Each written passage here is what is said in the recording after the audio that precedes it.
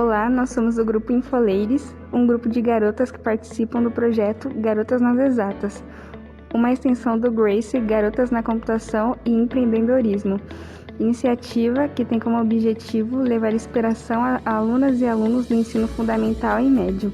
Somos financiadas pelo CNPq e contamos com apoio e aulas da USP. Nossa equipe é composta por 5 jovens que estudam juntas na Escola Sebastião de Oliveira Rocha: Bianca Santos, Rebeca de Oliveira Silva, Vitória Luísa Silva e Letícia Fonseca e Raíssa Luísa da Silva. O Clube Infoleires é composto 100% por meninas. Desde as alunas até a coordenadora do projeto em geral, a cada ano entram novos integrantes, assim concluindo um dos nossos objetivos: incentivar garotas a participarem desta área. Para o projeto desse ano, tivemos uma ideia de envolver as escolas na coleta seletiva. Pensando nisso, participamos do Tecnovation 2020, conseguindo mais apoio e tempo para a nossa ideia. Lá desenvolvemos os principais conceitos do nosso aplicativo Escoleta. Nosso app tem o objetivo de criar uma ponte de comunicação entre as escolas e as empresas de reciclagem, também tendo uma área designada para a comunidade, onde há artigos para se aprender sobre a coleta seletiva e mapa para localizar ecopontos próximos às suas casas. Nosso aplicativo é o único que inclui a escola no processo de conscientização de coleta do lixo, tornando assim um aplicativo mais complexo. Na atualidade, os plásticos representam um grande problema quando falamos em poluição de mares e rios, matas e grandes centros pelo país, visto que esses entopem bueiros, sendo um dos causadores de muitas enchentes em períodos chuvosos. Mas isso deve ser pelo simples fato desse material serem feitos de plástico?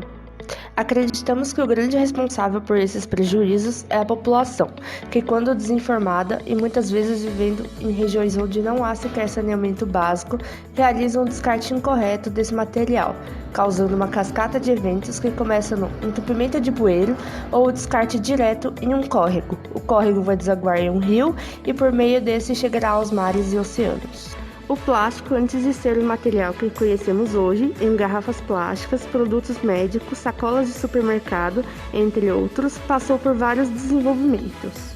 Em 1839, um americano chamado Charles Goodyear criou o processo chamado de vulcanização da borracha, que tornava o material natural mais durável, resistente às variações de temperatura e elástico, permitindo que fosse esticado e voltasse ao formato original. Já em 1862, o químico Alexandre Parr, buscando o substituto da borracha, descobriu um material orgânico derivado da celulose e a nomeou de parquesina. A parquesina, quando aquecida, podia ser moldada e, quando esfriasse, mantinha sua forma. Em 1869, o inventor John Wesley Hyatt também buscava um substituto, só que dessa vez era do marfim na fabricação de bolas de bilhar. John Wesley descobriu um outro material à base de nitrato de celulose, que tornava-se sólido e flexível. Essa celulose era formada por uma mistura de fibras de algodão com ácido.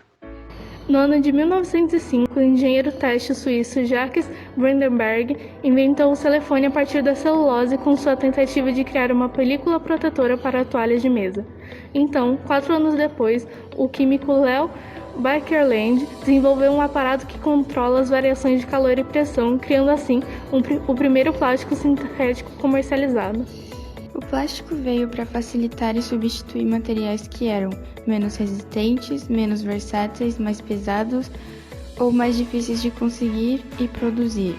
As vantagens apresentadas pelo plástico são várias, levando em conta: é um material higiênico e asséptico, é isolante térmico, é durável e fiável, não corrói, não enferruja e requer menor manutenção do que qualquer outro material tradicional.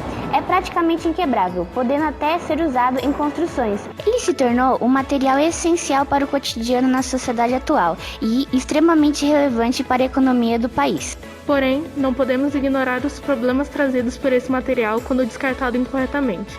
Uma pesquisa realizada pelo Instituto Oceanográfico da Universidade de São Paulo, em parceria com o Instituto Socioambientalista dos Plásticos, mostra que 95% dos lixos encontrados em praias brasileiras são diversos tipos de plásticos que foram descartados incorretamente. Isso demonstra a necessidade de ações educacionais referente à educação ambiental, que oriente a população a ter um consumo consciente, entendendo assim a importância de fazer a separação desse material, destinando a coleta seletiva, destinando às empresas de reciclagem. Para facilitar e direcionar nossa ação, nós montamos uma pesquisa em formulário Google e disponibilizamos o mesmo no grupo do Facebook da escola, e os dados colhidos foram surpreendentes. A maioria disse que faz e sabe o que é separação de materiais recicláveis, que destinam a uma coleta seletiva, pois essa coleta acontece em seu bairro.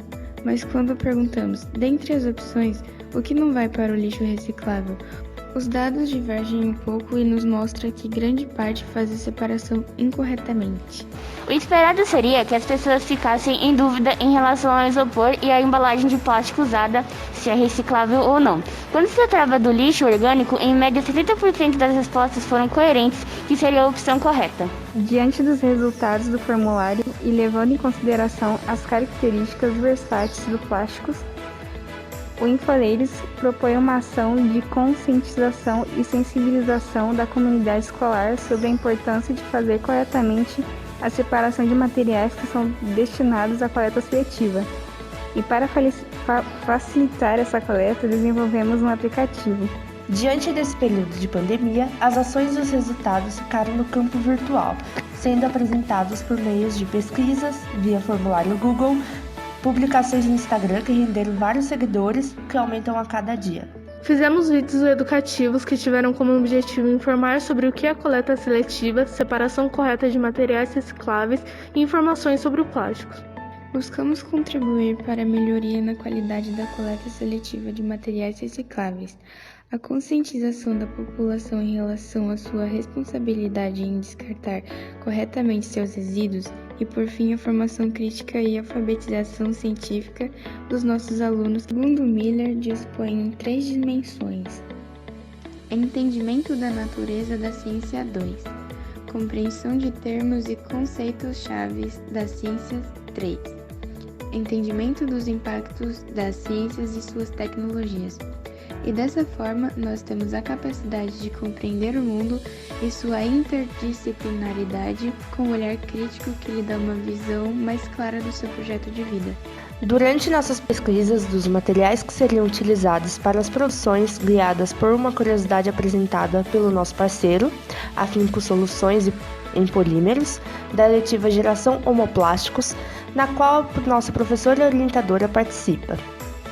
Descobrimos que o isopor é totalmente reciclável e que é um tipo de plástico. Diante dessa informação, o nosso clube começou a pesquisar e descobrimos uma maneira bem curiosa para reciclar o isopor, utilizando o óleo essencial da laranja para dissolver o mesmo. Com a solução criada, conseguimos fazer tinta, que foi uma grande surpresa para todos. Dessa forma, começamos a realizar alguns testes na escola.